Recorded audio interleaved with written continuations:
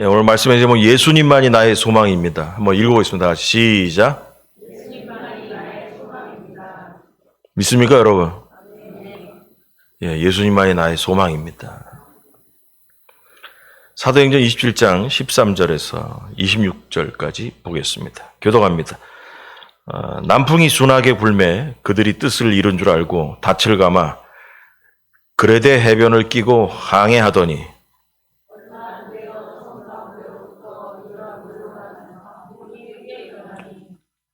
배가 밀려 바람을 맞추어 갈 수 없어 가는 대로 두고 쫓겨가다가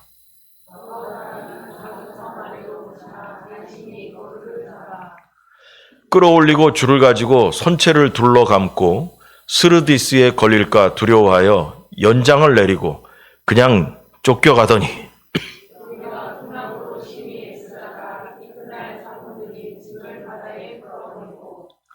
사흘째 되는 날에 배의 기구를 그들의 손으로 내버리니라.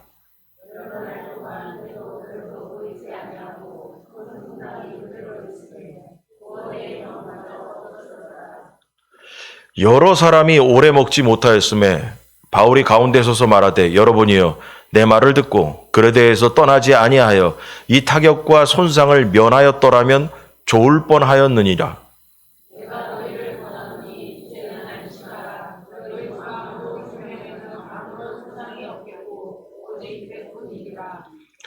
내가 속한 바 곧 내가 섬기는 하나님의 사자가 어젯밤에 내 곁에 서서 말하되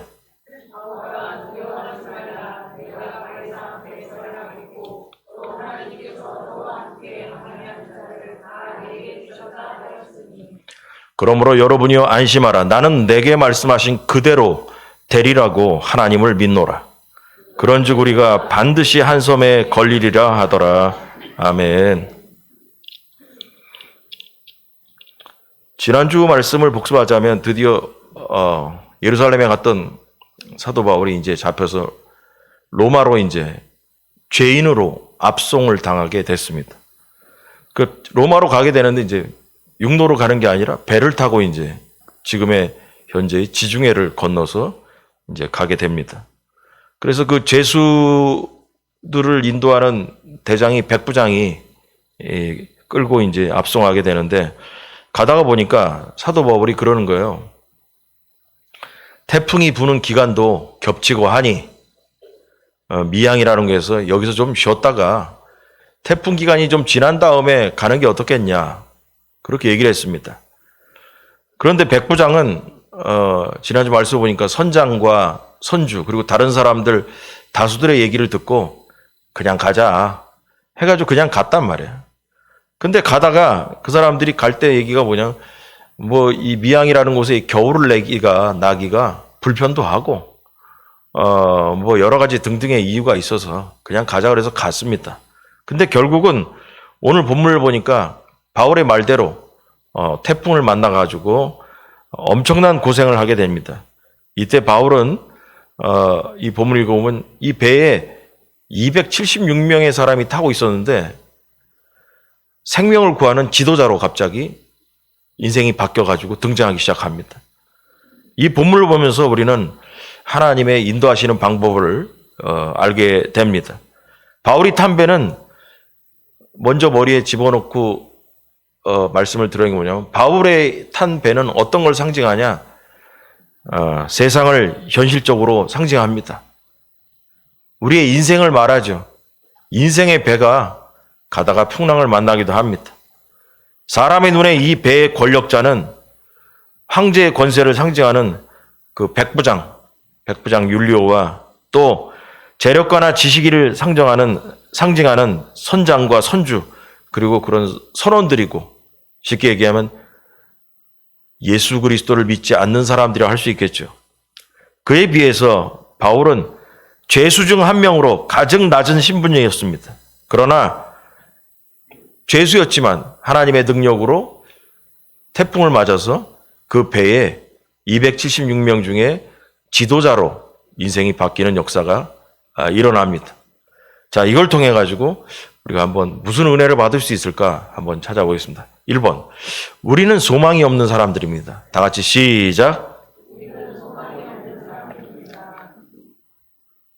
바울의 말보다 백부장은 선장과 선주의 말을 더 믿고 따랐습니다.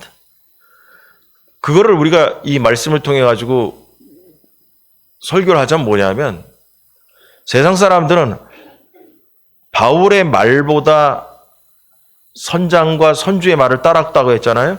그럼 이걸 우리가 적용하자면 이런 거예요. 우리는 하나님의 말씀보다 세상을 따릅니다.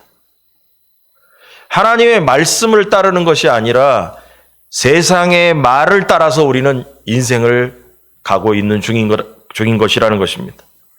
그래서 여기 보니 13절에 보니까 남풍이 순하게 불매 그들이 뜻을 이룬 줄 알고 닻을 감아 그레데 해변을 끼고 항해했다.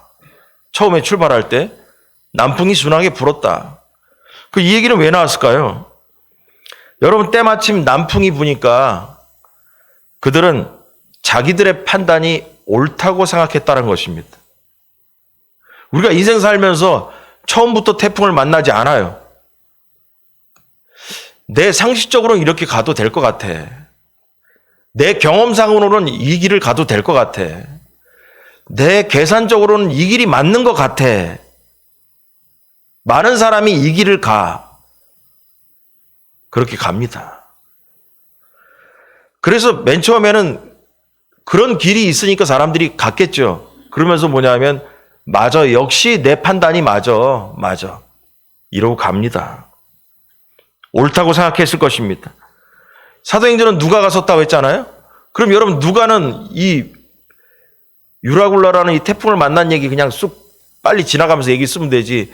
처음에는 남풍이 불어서 그들이 뜻을 이룬 줄 알고 닻을 감아 그레데 해변을 끼고 항해했다라는 얘기를 왜 집어넣겠어요? 처음에는 자기들의 판단이 옳은 줄 알았다라고 얘기하고 싶은 거죠. 사도 바울의 말을 듣고 그 미양이라는 곳에 머물렀어야 되는데, 이 사람들이 처음에 배를 출발할 때 남풍이 부니까 자기들의 주장이 맞는 줄 알고 착각하고 있었다라는 걸 얘기하고 싶은 거예요, 누가는. 그래서 이 말은 미양에 머무르지 않고 출발한 것이 잘했다고 생각하는 그 백부장과 그 배 안에 있는 다른 사람들의 태도를 알려주는 것이죠. 그러나 여러분, 한 치 앞도 보지 못하는 인간의 능력으로는 장차 우리 앞에 미래에 어떤 일이 생길지 누가 압니까? 몰라요. 그들은 나름대로 조심해서 그레데 섬이라고 나오는데 성경에 보니까 지금의 크레타 섬입니다.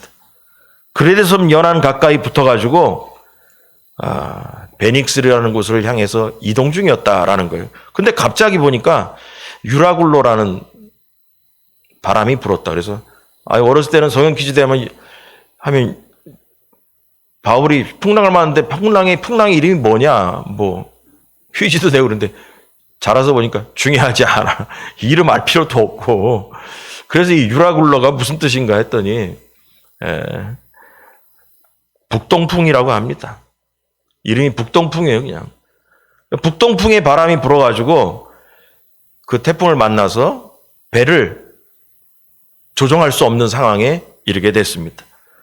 그래서 읽다 보면 여러분이 저는 똑같이 여러분의 입장에서 모르는 거는 이게 뭔 소린가 하는 입장에서 보자면, 가다 보니까 여기 보니까 무슨 얘기 나오냐면 이런 얘기 나와요. 13절 지금 읽었으면 남풍이 불어가지고 자기 뜻이 이런 줄 알았다. 근데 유라굴로는 강풍을 만났다. 그래서 배가 밀려서 바람을 맞추어 갈 수 없어가지고 흘러가는 대로 배가 가기 시작했다.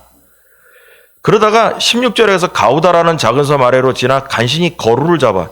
여기서부터 이게 뭔 소리인가 싶은 거예요. 읽어보면 거루를 잡아가지고 끌어올리고 줄을 가지고 선체를 둘러 감고, 본문에 별 중요하진 않아요. 그런데 읽다 보면 중요하지도 않지만은 이해가 안 오면은 헤매잖아요. 그래서 이게 뭔가, 거루라는 것은 이런 거예요.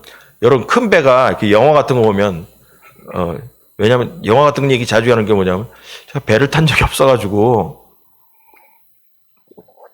지금의 큰 배는 배 옆에 보면 있잖아요. 기중기 같은 게 달려가지고 구명보트가 달려 있어. 이게 뉴스 같은 데 보면 있잖아요. 보면 큰 배 같은 거 보면 그래가지고 풍랑을 일거나 그러면 기중기 같은 게 줄이 내려가면서 구명보트 조그만 거 그걸 타고선 탈출하거나 그러는 거거든요. 왜냐하면 여러분 큰 배가 해변 가까이 못 가요. 왜냐하면 밑바닥이 다니까. 그러니까 조그만 배로 갈아타야 되거든. 그래서 지금도 뭐냐면 지금 시절이 좋으니까 배 안에다가 위에다가 달고 다녀요. 구명보트를 달고 다녀. 이렇게 뉴스 같은 게 보면은. 그런데 뭐냐면 옛날에는 기중기가 있어 뭐가 있어. 배를 그 배 안에다가 사람 타기도 힘든 판에 그렇게 큰 배도 아닌데 거기다가 배를 달고 이 위에 올려놓고 다닐 수 없잖아요. 그래서 옛날에는 구명보트 같은 조그만 게 배를 갈아타서 해변에 들어가려면 그 조그만 배를 어떻게 했냐? 큰 배 뒤에다가 밧줄로 묶어서 달고 다녔다는 거예요. 배에 싣고 다닌 게 아니라 달고 다녔다는 거예요. 달고. 근데 그 달고 다니다 보니까 섬 아래로 지나 간신히 거루를 잡아. 이 거루가 바로 그 달고 다니는 그 구명보트 같은 작은 배를 말하는 거예요. 그래서 끌어올리고 줄을 가지고 선체를 둘러 감고 달고 다니던 그 배를 배 위로 끌어올렸다는 거예요. 버릴 수는 없어. 왜냐하면요. 더 큰 일이 생기면 그 작은 배를 타고 탈출을 할 수도 있잖아요.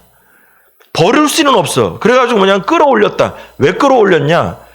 여러분 작은 게 잘못다 끊어져가지고 저거 구명보트라도 잃어버리면 난감하잖아요. 또 뭐냐 하면 달랑달랑 달고 다니다가 태풍에 의해 가지고 이 본체 배에 부딪히기라도 해봐.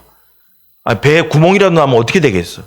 그래서 이 사람들이 뭐냐면 달고 다니던 그 배를 끌어올려 가지고 배 위에 실었다. 그러고서 묶었다. 그 얘기예요. 그래서 별 얘기는 아니지만 이해가 안 올까 봐 제가 설명드린 겁니다.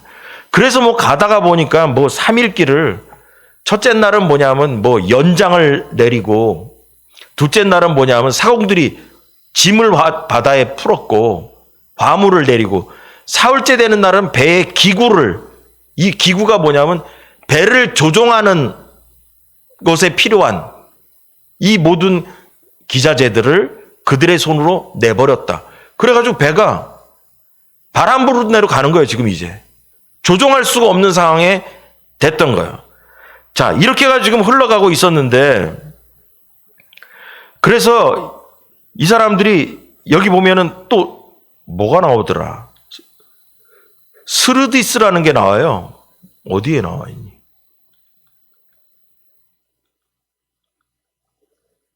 아, 17절에 선체를 둘러 감고 스르디스에 걸릴까 두려워요. 그 스르디스가 뭐냐? 혓바닥도 잘 안 돌아가는데 이게 뭔 말인가 했더니 우리말 성경에 보니까 모래톱에 걸릴까 봐. 큰 배가 가다가 밑바닥에 얕은 그 모래에 걸릴까 봐. 그래서 우리말 성경에 보니까 뭐라고 나왔냐면 배가 모래에 처박힐까 봐. 이렇게 우리말 성경은 바꿔놨어요. 이해가 오죠? 네. 그래가지고 짐도 다 버리고 뭐 다 버리고 한판에 또 겁나는 게 뭐냐면 짐을 버리는 중에 가장 중요한 이유가 배가 무거우면 모래에 걸리면 오도 가도 못할까 봐.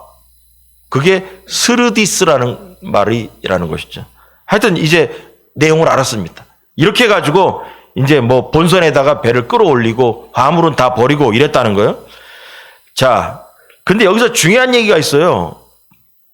뭐냐 하면 20절에 가서 한번 보겠습니다. 20절에 보면 이런 얘기 있어요. 20절 한번 읽어보겠습니다. 다시 시작.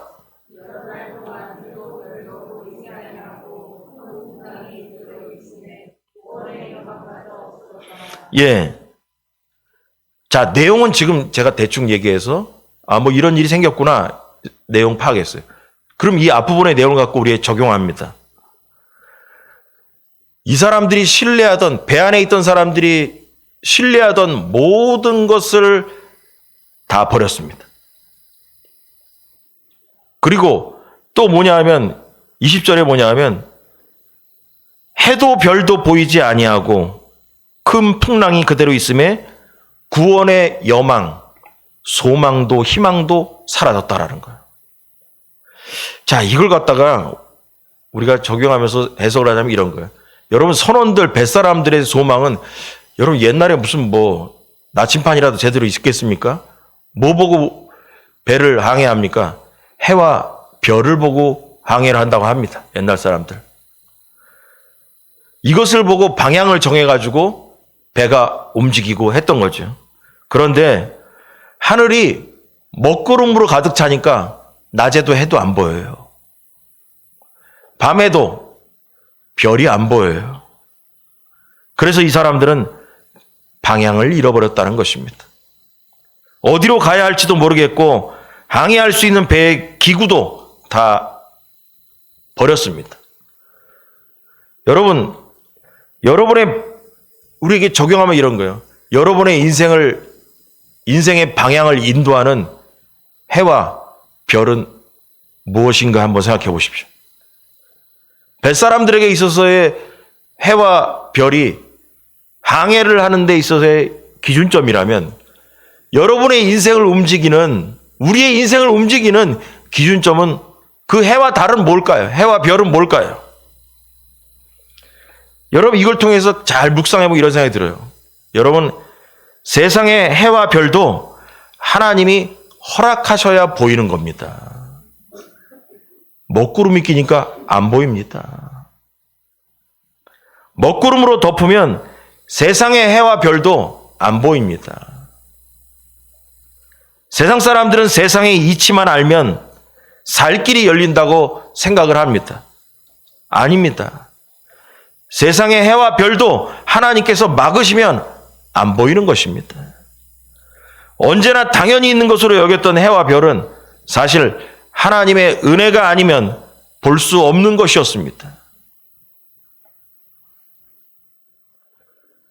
여러분 우리가 더 쉽게 얘기하면 예수님이 우리의 소망이고 예수님을 바라보고 가야 되는데 예수님을 바라보지 않고 세상의 기준점을 바라보고 갈 때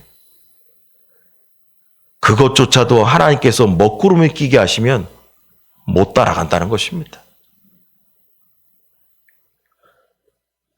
이처럼 하나님을 인정하지 않는 세상의 지혜를 의지하는 자들에게는 오늘 본문처럼 구원의 소망마저 없어져 버리는 것입니다. 배를 탄 사람 백부장과 선장 그리고 선주 등은 아무런 불편이 없는 줄 알고 있었고 그래서 출발했습니다. 그러나 위기를 만나보니까 해와 별도 안 보인다는 것을 알게 된 것입니다. 여러분 우리가 먼저 깨달은 것이 있어요. 지금 얘기한 대로 세상의 그 어떤 것도 하나님께서 허락하지 않으면 우리의 눈에도 보이지 않는 것입니다. 여러분 하나님만이 온 세상의 주인이심을 믿어야 합니다. 해와 별도 하나님의 것입니다. 평소에 해와 별이 잘 보인다고 착각하지 말기 바랍니다. 예수님만이 우리의 소망인데 예수님 빼고도 내 눈에 해와 별이 잘 보인다고 착각하지 말기 바랍니다. 그냥 살아도 행복하게 살 수 있다고 착각하지 말라는 거예요. 그럼 우리에게서 해와 별이 뭘까요? 어떤 사람에게는 돈이 우리의 인생을 좌우하는 방향을 주는 해와 별일 수 있습니다. 돈 따라서 달리는 거예요. 돈 따라서 인생의 항로를 열심히 달리는 거예요. 어떤 사람은 학벌일 수도 있고 명예일 수도 있고 어떤 사람은 다 필요 없어. 건강이 최고야. 여러분 주님이 오라시면 가야 됩니다. 건강도 주님이 오라시면 가야 됩니다. 세상에는 희한한 사람도 많잖아요. 죽을 것 같은데도 오래 사는 사람이 있고요. 건강한 것 같은데도 빨리 가는 사람이 있습니다. 그 우리 힘으로 할 수가 없는 거예요. 또 좋은 직장만 다니면 월급도 많이 나오니까 그것이 우리의 인생의 항로일 수도 있다고 생각하는 사람이 있어요.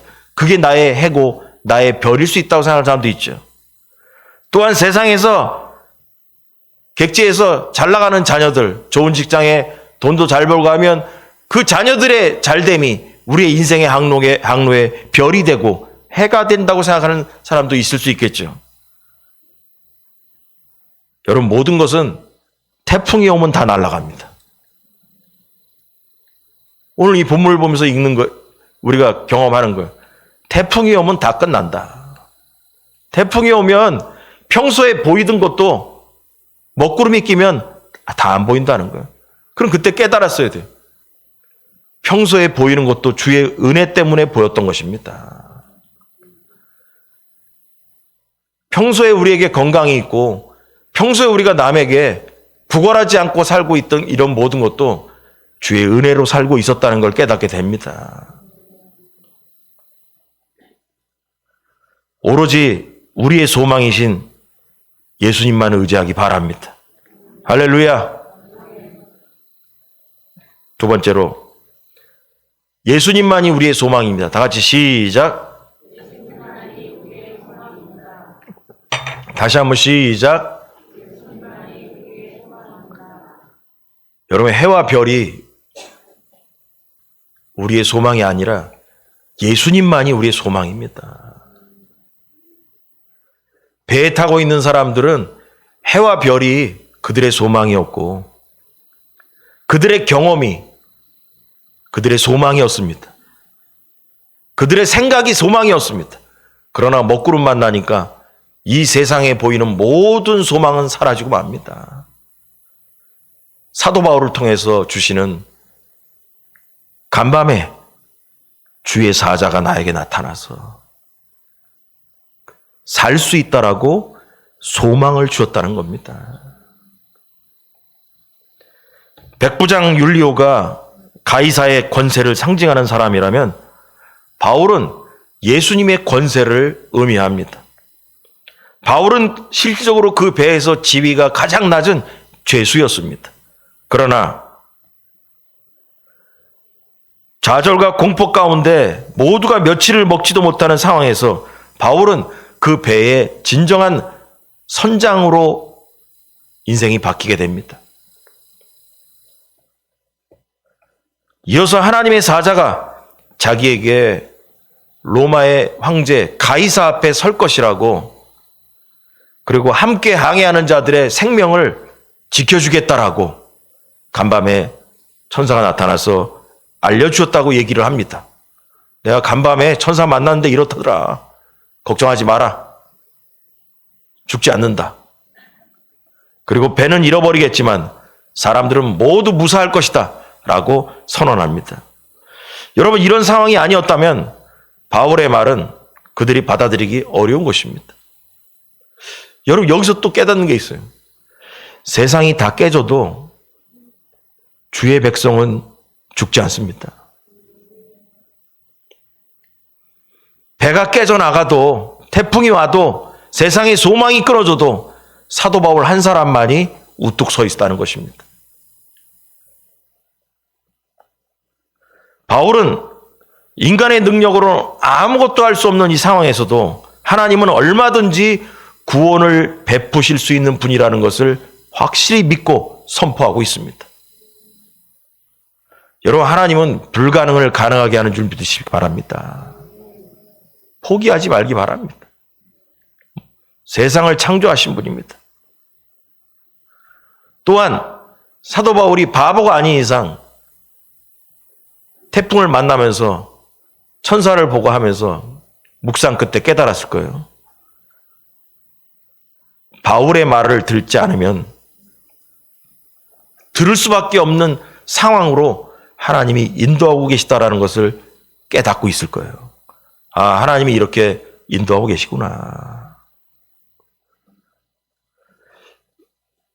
여러분, 하나님 백성은 성경에 나온 대로 꼬리가 아니라 머리가 되는 겁니다.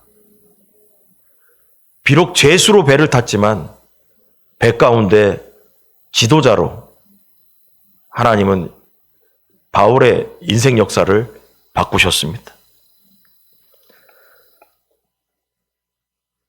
그래서 이 인생 역사를 바꾸신 하나님을 믿고 있었기 때문에 담대하게 말씀을 선포하는 거예요. 내 말을 믿고 따라와라. 걱정하지 마라. 아무도 죽지 않는다. 하나님께서 나에게 너희들의 생명을 나에게 맡기셨다. 우리는 바울처럼 적용하면 이래요. 바울처럼 세상이라는 배 안에서 그렇게 주목받는 사람들이 아닙니다. 그렇게 유명한 사람들이 아닙니다. 별 볼 일 없는 사람들입니다. 바울은 죄수에서 태풍을 만나고 나서는 이 배에 276명의 지도자로 신분이 하루아침에 달라지게 됩니다. 이제는 백부장이 사도 바울의 지시를 받는 입장으로 바뀌게 됩니다. 자, 한번 읽어볼까요? 23절에 25절. 내가 시작.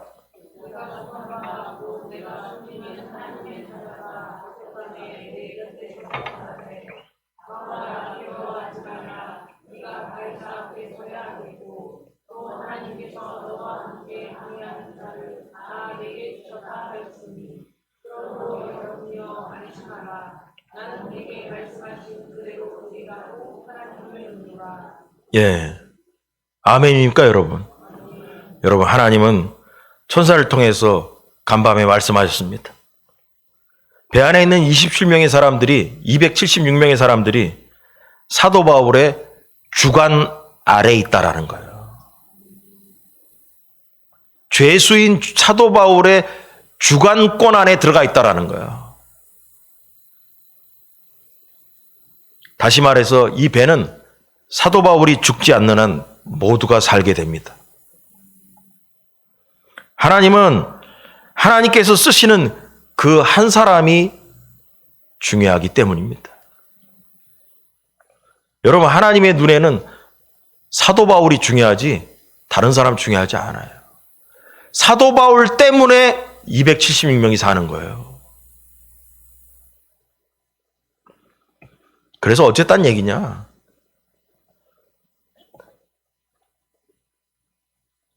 여러분의 가정에도 하나님이 쓰시는 한 사람이 있으면 그 가문이 삽니다.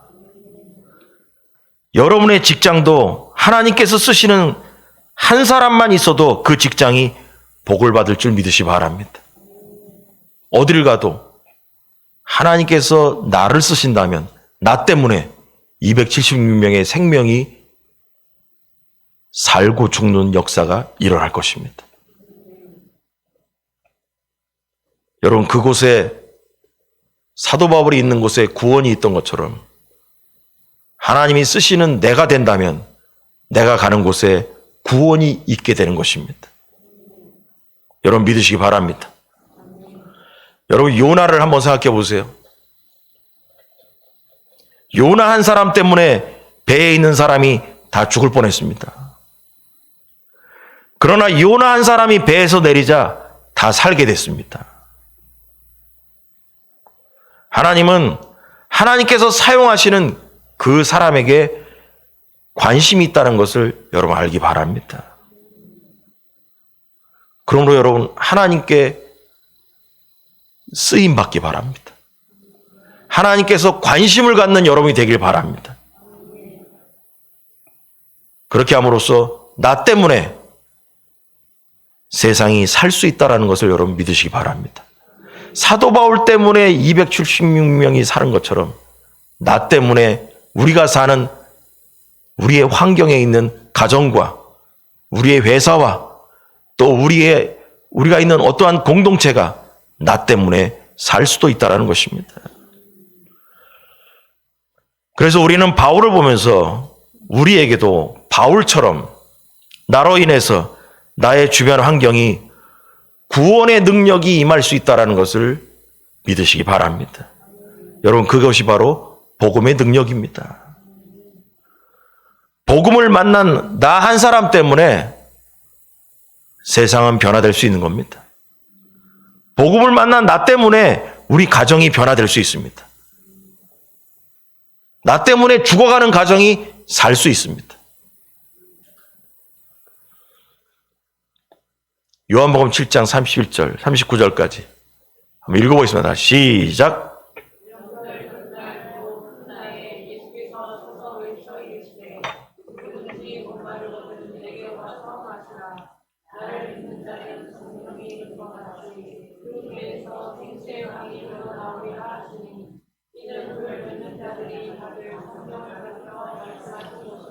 아멘. 여러분, 우리의 소망이신 예수 그리스도를 믿으면 우리의 배에서 생수의 강이 나옵니다.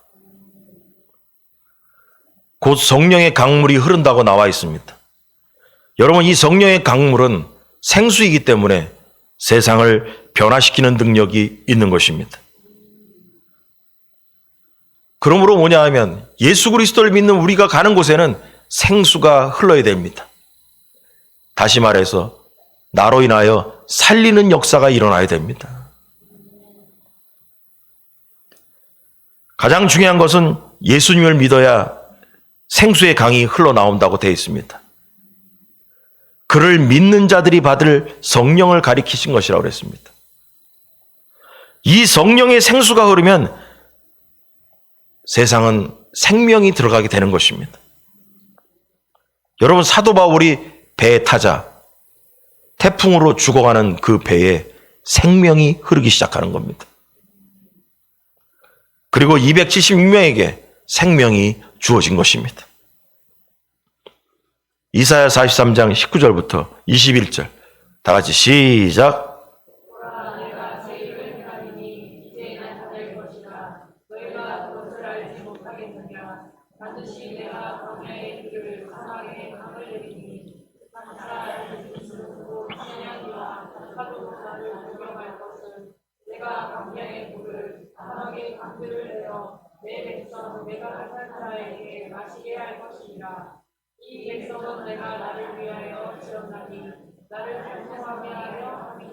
아멘. 설교 준비하다 보니까 어렸을 때 대학 다니고 그럴 때 성가대 할 때 이 노래 가사가 생각났어요. 여러분, 하나님은 여기 보니까 내가 광야의 길을 사막에 강을 내리니, 여러분, 하나님이 하시는 일은 길이 없는 곳에 길을 내시고 물이 없는 사막에 강을 흐르게 하시는 분이라는 거예요. 더 쉽게 이야기하면 사람들이 보기에 불가능하다라고 하는 곳에 하나님은 기적을 일으키시는 분이라는 거예요. 그 불가능한 곳에 길을 내고 물을 흐르게 하심으로써 생명을 불어넣게 해서 살게 하는 역사를 일으키시는 분이 하나님인 것입니다. 여러분, 이때 결과가 뭐냐? 길을 내고 강물이 흐르게 되는 이 역사를 보면서 무슨 결과가 나오냐? 존경하는 일이 생깁니다. 존경하는 일이. 20절에 보니까 장차 들짐승 곧 승냥이와 타조도 나를 존경할 것은 내가 광야의 물을 사막의 강들을 내어 내 백성 내가 택한 자에게 마시게 할 것이기 때문에. 불가능한 곳에서 기적을 일으켜서 하나님의 역사를 일구어가는 걸 보면서 세상의 모든 것들이 하나님을 존경하게 만들 것이라는 거예요.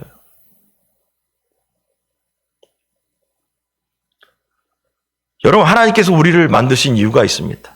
21절에 보니까 이 백성은 내가 나를 위하여 지었나니 나를 찬송하게 하려 함이니라.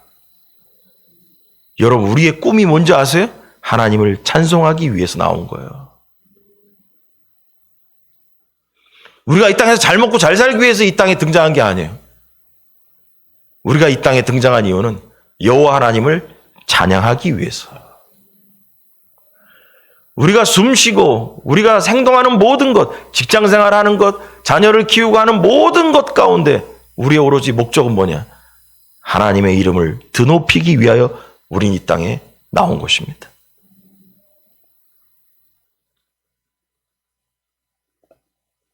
여러분, 그것이 바로 하나님을 존경하는 삶입니다. 그것이 우리가 이 땅에 사는 목적이고요. 여러분, 하나님은 우리를 세상을 다스리는 자로 세우시고 능력을 주십니다. 사도 바울을 그 배를 다스리는 자로 세우신 것처럼 하나님은 마찬가지로 우리도 이 세상을 다스리는 자로 우리를 부르셨다는 것입니다. 여러분, 주님께 받은 이 사명을 신실하게 감당하기 바랍니다. 바울은 배에서 가장 낮은 자였습니다. 하지만 가장 높으신 예수 그리스도의 권세를 힘입은 자로서 배에 탄 모든 사람의 소망이 되고 구원자가 될 수 있었습니다. 베드로전서 보겠습니다. 2장 9절. 다 같이 시작.